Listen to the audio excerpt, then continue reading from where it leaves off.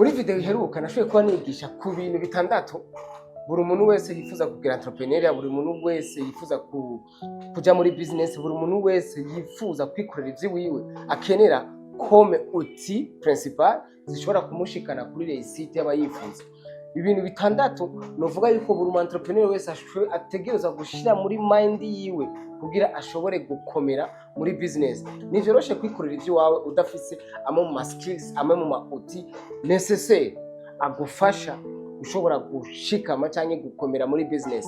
Rero uno munsi naje mfise ama etape ane agize ubuzima bw'umu entrepreneur wese, ama etape ane agize ubuzima bw'umuntu wese ari muri business, ama etape ane agize ubuzima bw'umuntu wese yifuza kwikorera ivyo wiwe. Kubganje ndashaka kuvuga yuko ntushobora kuvuga yuko uri umu entrepreneur, ntushobora kuvuga yuko uri muri business, ntushobora kuvuga yuko ikorera ivyo wawe mu gihe utazi aya ma etape ane agize umu entrepreneur uwo ari we wese uzi ari kwisi. Mu bushakashatsi bwagize muri Harvard ushaka etape ya mbere rero ni kurota. Nta mu entrepreneur numwe, nta mu businessman cyangwa woman numwe, nta muntu numwe yikorera ivyiwiwe atigeze atangura kubirota. Capacity yo gushobora kureva grand, capacity yo gushobora kurota ibintu binini, capacity yo gushobora kwibwira ati ukuntu ndashaka ejo bizoba bimeze ukuntu, ndibona ejo bimeze ukuntu ndibona mu myaka ingana ukuntu ndi muri ibi nibi. Iyo ni etape ya mbere buri entrepreneur wese agenderako. Ni etape ya mbere ishobora kuvuga ati hagurutse aba entrepreneur wese ya ndoto yayindi uyibwiye umuntu akwita umusazi. Ni za ndoto zazindi utarota uryamye, ahubwo urota ukanuye, urota wicaye, urota ufise rya shavu ry'ubuzima bubi uri kurabamo, urota ufise rya shavu ry'ubuzima bubi igihugu cyawe kiro kirabamo. Iyo ndoto yo kumva yuko ifoke nawe uzana ikintu gishasha, ya ndoto igusunika kumva yuko ifoke uba umuntu nuvuga tuba gaciro muri society. Rero umenya yuko umu entrepreneur wese iyo ni etape abamo. Nimba nawe uno munsi uri kuricara ukiyumvira ukarota, même si utabona ingene uzobishikako, naho udafise umutahe wo kubikora, naho udafise ubwenge cyane inkomezi zo kubikora, même si ata muntu numwe akuzi, meno fete yo kurota, nashaka ndakubwire yuko uri mu kibanza cyiza cyangwa uri muri equipe nziza, kuko abantu bose ubona aba entrepreneur bashoboye kuba bakora ibintu bikomeye nuko bashoboye kuba babanza kugira gute kubirota. Umuntu akabirota akacimagine akaciyumvira, hama creativity kakiza mu nyuma. Etape igira kabiri ni gutangura. Indoto yawe nacu yo bimaze mu gihe utaratera intambwe imwe, même si yoba ari ntoya, gerageza ugire step imwe, intambwe imwe yonyene iza gutuma ushika kuri ya ndoto yawe. Rero umuntu ashaka kuvuga ati notangura gute atamutahe mfise, notangura gute ata bumenyi bwo gukora ico ndiko ndarota mfise, notangura gute ataho mbona nohera. Ikibazo si ukutabona aho uhera, ahubwo ikibazo ufise nuko udashaka meme kwisunika muri ako gato utahura. Washaka kuba ufise indoto yo kuzana industry ishobora kuba yo produce imipira, ishobora kuba yo kubaka imipira cyangwa ishobora gukora imipira, kuko uravye mu Burundi nta industry nimwe ishobora kuba ishona imipira nk'uko. Iyi mipira yose tuyikura hanze ikaza hama tukaca twidandaza gutyo. Rero ufise nk'iyo ndoto, icambere kwazo tuza kwinjira muri business cyangwa tuza kwinjira mu bintu bigutahuza neza iyo mipira engene imeze. Rero umenya yuko peu importe indoto yawe uko yoba ari nini kose, ni wobura gato uhera kugira ushobore kugira gute gutangura.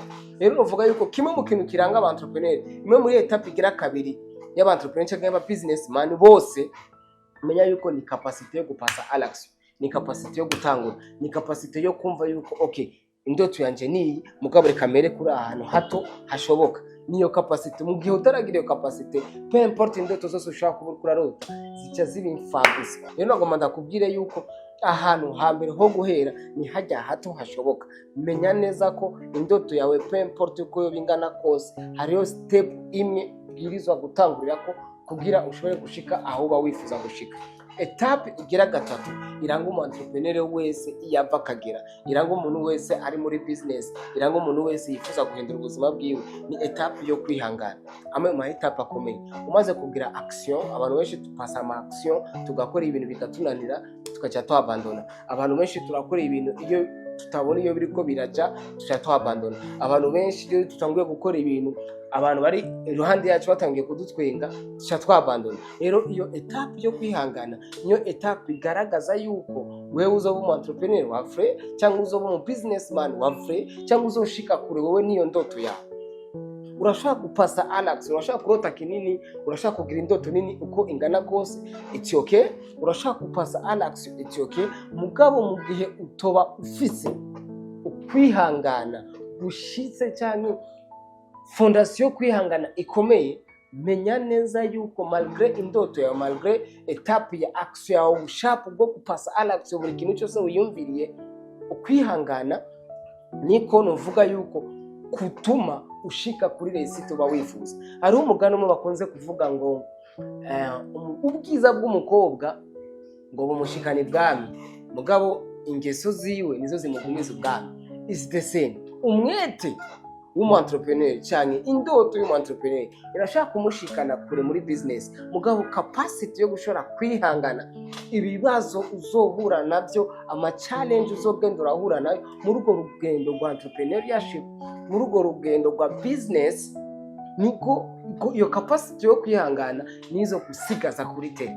Abantu bose barafise kurota, umuntu wese arafise gutangura, ari n'ababa bafise n'imiyo mitahe, mugabo bakananirwa kwihanganira muri moma ya manque ya clientele, bakananirwa kwihangana muri moma ya manque ya connection y'abantu. Rero iyo oyerekana akelpo yuko capacity ya entrepreneurship ntayo uragira. Etape ya kane ariyo etape igira ya nyuma cyendangiza iyi video, ni etape yo kuresisa.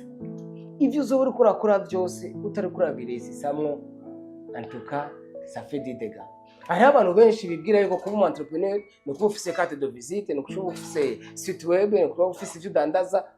Ivyo byose nacyo vyo bimaze mu gihe atakintu bikwira kwinjiriza. Ivyo byose nacyo vyo gushikana mu gihe atakintu uri kurinjiza comme revenue.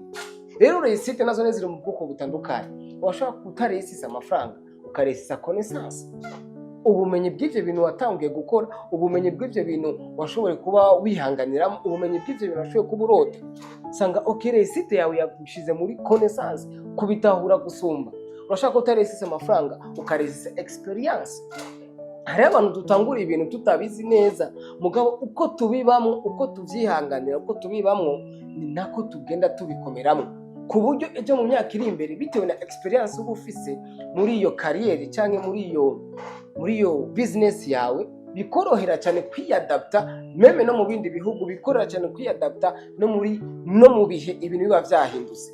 Kuresisa abantu bashaka kugushigikira, kuresisa abantu bashaka kuba bakuzi yuko ivyo bintu bikora. Uno munsi urashaka kuba utari kurinjiza amafaranga, me ejo katanga bitewe na connaissance y'abantu wagiye uraronka, peut-être imyaka 2 cyangwa imyaka 3 yose uri muri iyo business, atanyungu y'inoti uri kurinjiza. Me hari abantu twamenye yuko ukora ivyo uri kurakora. Urashaka utaresisa peut-être amafaranga, me ukatsanga ukora resisa nahone iyindi ntambwe igushikana. Mugabo wumve neza yuko nta business nimwe, nta projet nimwe, nta ndoto nimwe worota ukayishira mu bikorwa hama ugashobora kuyihanganira kwezi kwa mbere, umwaka wa mbere, wa kabiri, wa gatatu, iyo myaka yose ntihagire ikintu winjiza, kuba ari uguhomba. Rero wumve neza yuko ukwiye gukora ibishoboka byose mu byo uri kurakora, ugume wirimbura, ugume wiraba eske ni iki ndiko ndashikako, ni yahe ntambwe ndiko ndatera kuva natanguriye bino bintu, na hehe maze gushika, mu buryo bwo kwiyumvira, mu buryo bwo kuyaga n'abantu, mu buryo bwo kwinjiza mu mufuko, mu buryo bwa connaissance abantu baba bakuzi. Rero petit à petit ukugenda utera iyo ntambwe, ukugenda uvyiyumvirako, niko uzogenda uvuga ati okay, hari ahantu maze kugera. Rero izo nizo etape zine zigize ubuzima bw'umu entrepreneur wese, zishobora guhindura ubuzima bwiwe cyangwa zishobora kugumiza kuri tere ku buryo utera imbere. Murakoze.